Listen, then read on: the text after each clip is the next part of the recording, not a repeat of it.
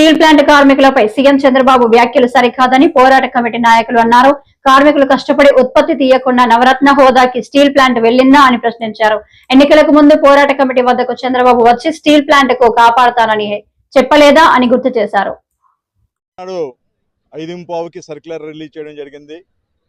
మరి ఆ సర్క్యులర్లో చూసేటట్లయితే భారతదేశంలో ఏ ప్రభుత్వ రంగ సంస్థల్లో కూడా ఆ రకమైనటువంటి సర్క్యులర్ మనం చూసి ఉండరు. మరి ఆ సర్క్యులర్లో ఉత్పత్తి ఆధారంగా మీకు శాలరీస్ జీతాలు చెల్లిస్తామని చెప్పేసి యాజమాన్యం చెప్పడం అనేది విడ్డూరంగా కనబడుతుంది. మేము నిన్న అక్టోబర్ వరకు కూడా యాజమాన్యం నిర్దేశించినటువంటి ఉత్పాదకత ఫుల్ఫిల్గా చేశాము. మరి దానికి సంబంధించినంత వరకు యాజమాన్యానికి తెలుసు.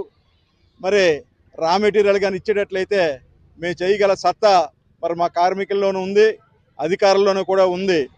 మరి రా మెటీరియల్ లేకుండా ఉత్పాదకతని పెంచాలని అంటే ఇది కష్టతరమైనటువంటి మరి 125 హీట్లు తీయాలని ఎస్ఎంఎస్లను కానీ, సెంటర్ ప్లాంట్లో 24,000 టన్నులు రోజుకి తీయాలని చెప్పి కానీ, అలాగే కోకో 1 డిపార్ట్మెంట్లో రోజుకి 375 పుషింగ్లు చేయాలని కానీ, మరి ఇవన్నీ కూడా రావాలని అంటే ఖచ్చితంగా రా మెటీరియల్ అవసరం ఉంటుంది. కాబట్టి రా మెటీరియల్ మరి సప్లై చేయాలి.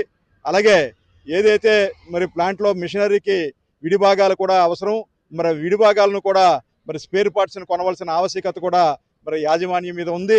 మరి దీన్ని కూడా మీరు పరిగణలోకి తీసుకోవాలని చెప్పేసి యాజమాన్యానికి సూచిస్తూ, అలాగే మరి రాష్ట్ర ప్రభుత్వం కూడా మాట్లాడినటువంటి మాటలు అవి విడ్డూరంగా కనబడుతుంది. మేము ఎప్పుడూ కూడా ఇక్కడ ఉన్నటువంటి కార్మికులు కానీ, అధికారులు కానీ కష్టించి పనిచేసి మరి టర్నర్ అరౌండ్ సాధించుకున్నటువంటి ఘనత మరొకసారి మీరు చూడవలసిందిగా కోరుకుంటున్నాం.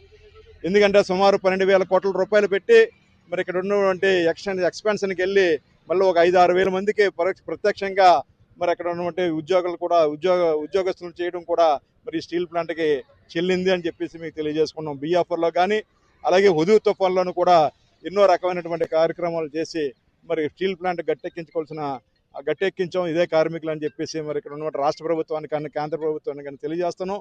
మాకు కానీ రా మెటీరియల్ కానీ మాకు ఇచ్చేటట్లయితే, ఫుల్ ఫ్లెడ్జ్డ్కి ఇచ్చేటట్లయితే మీరు 6.3 కాదు 7.3 మిలియన్ టన్స్ కూడా తీయడానికి సిద్ధంగా